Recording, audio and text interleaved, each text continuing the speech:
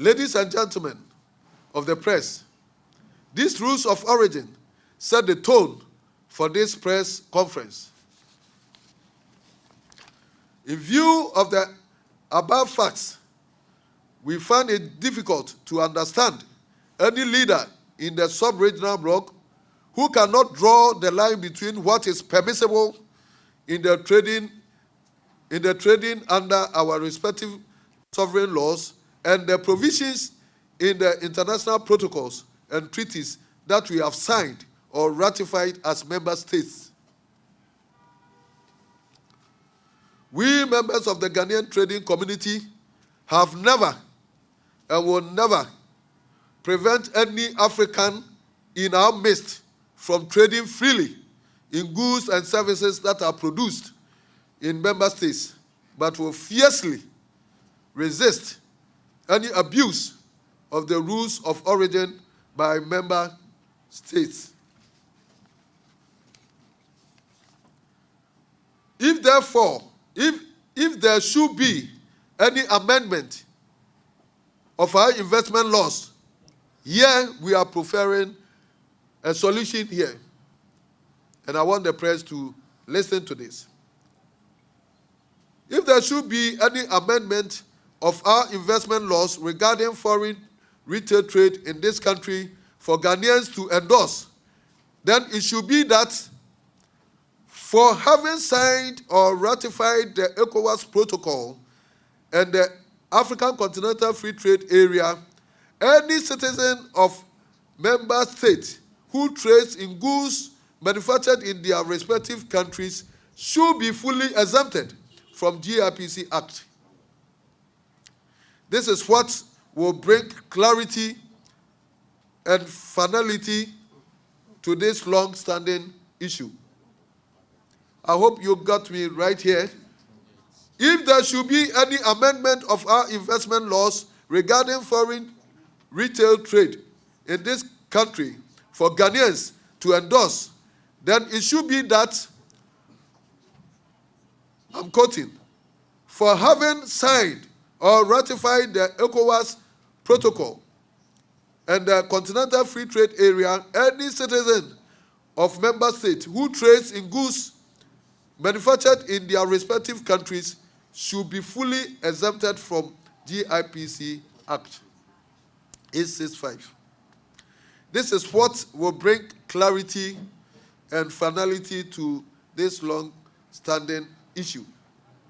Having come this far, trying to provide solution to this perennial problem, we wish to categorically and emphatically state that we will not allow any foreigner who deals in impermissible goods under the protocol to trade in Ghana with us, unless he or she duly complies with the GIPC law as clearly stipulated in the Act 865. If they want to trade here, nobody is sending anybody away. But if they want to trade those impermissible goods, that they are bringing goods from Thailand, China, Turkey, and elsewhere of the world to come and destroy our economy because we do excessive importation, and this is the only way to curb the importation of these goods for the economy to thrive and for the locals to also have a space. They should only go and have the GIPC certificate or comply with the laws that allow them to do this by complying with the rules and engagement of the GIPC law. Otherwise, we will never allow and we will not stay. We have created our market, we stay in this market, and we decide who to be with if the person is not qualified to be with us. And it doesn't lie under anybody's purview to impose anybody on us in the market, especially when the person does not qualify.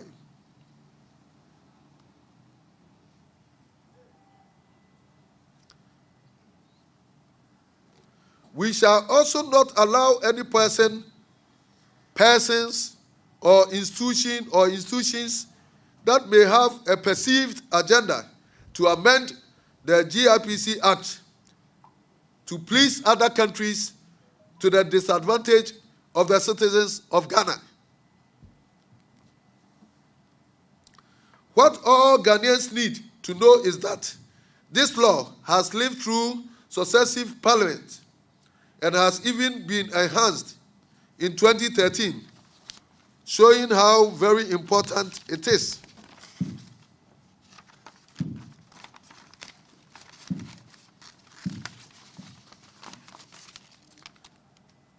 It is for the state to protect the space reserved for the livelihood and employment of the Ghanaian citizens to avoid chaos in the future.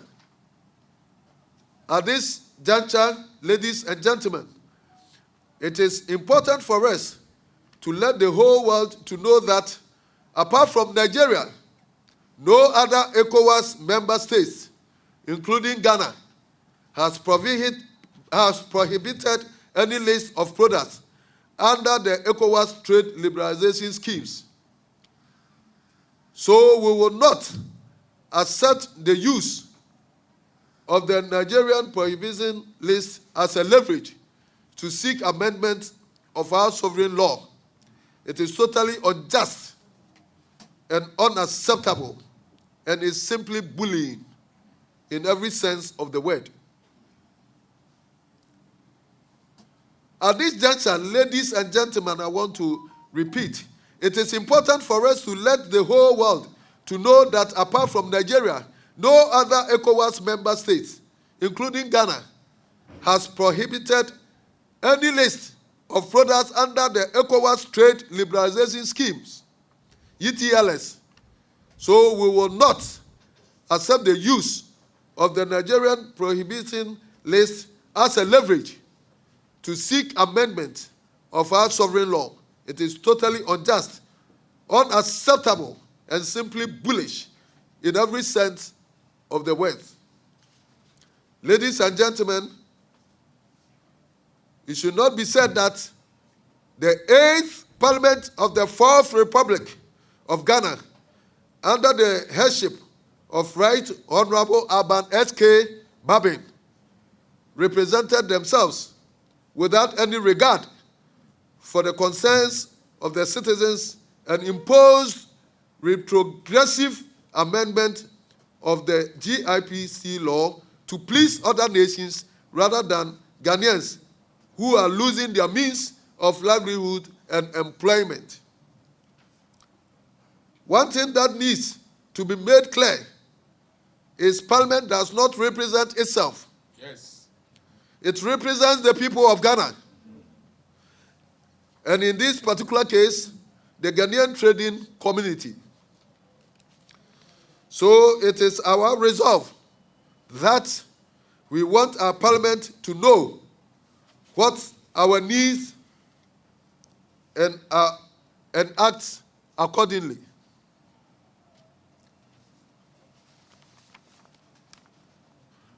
Owing to this, we want the Ghanaian Parliament to know that the GIPC law, as it stands now, has helped to pull the brakes on the massive infiltration by foreigners into the space reserved for us Ghanaians.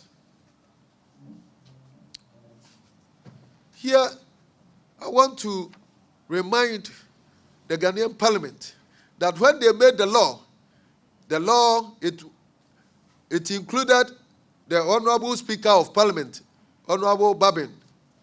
They made this law in their time. And it is indictment on him, or for that matter, any other person, to call traders opportunists when we are referring to the laws that they've prepared. We deem it as an insult for us to be called opportunists in a foreign land, that because we are referring to the laws that he has helped to make, we are opportunists. It's an indictment on himself and anybody who think like him. It's very unfortunate. We don't deserve to be insulted. We don't deserve to be despised by our own parliament.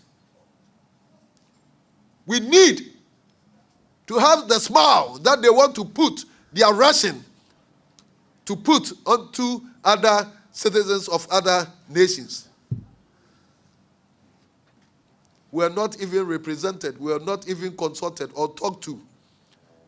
Why was the rush for? What was the interest that they should rush? It doesn't lie on anybody. We are all stakeholders of this country.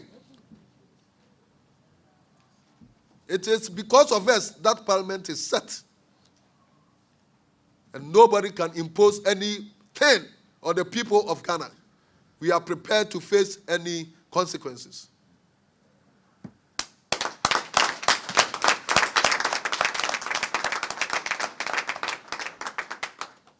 In this same vein, let us also remember that economists are already worried about excessive importation as against export, which results in negative balance of trade. The GRPC law is one of the surest ways this menace can be contained.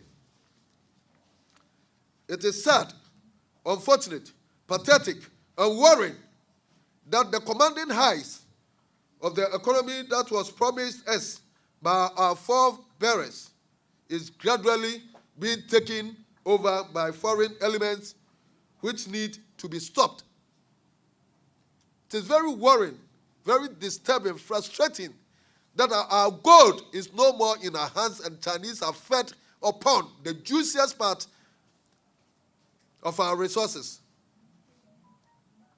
That the extractive industries, the oil and all that, we don't have a significant stake in these areas. Service industry, the banking sector, tell me, what stake do you have? It's all dominated by foreign entities. The telecommunication, which commands huge sums of money, is more than even oil. We don't have a stake in that. We've given it all out on silver platter. We did not even make conscious efforts to even have a stake as a policy so that we can retain some of these resources. It is very unfortunate. Let me tell you, the people of Ghana, it is so painful that having gone through the pandemic, this serious pandemic, COVID pandemic, the frustrations, the huge sums of money that government has subsidized to help people and all that, it has been all negative. The only negative, positive thing that will bring money, the only positive thing that will bring money to the people of Ghana, millions of dollars, has been given to a Nigerian. We have Noguchi, who throughout have been taking this test and all that. They could have been handed over this testing project so that they could use this money to enlarge themselves, to do research for the people of Ghana. It hurts. And our leaders should listen to what we are saying. We cannot contain some of these things any longer as people of this country. It's so painful. Noguchi could have done this because they were taking all the tests. If they don't have resources, they could have been supported to have the resources and take these millions of dollars that trickles in every day so that they could use it to do research and find vaccines if it is possible. We miss this opportunity and give it on silver platter to a foreigner.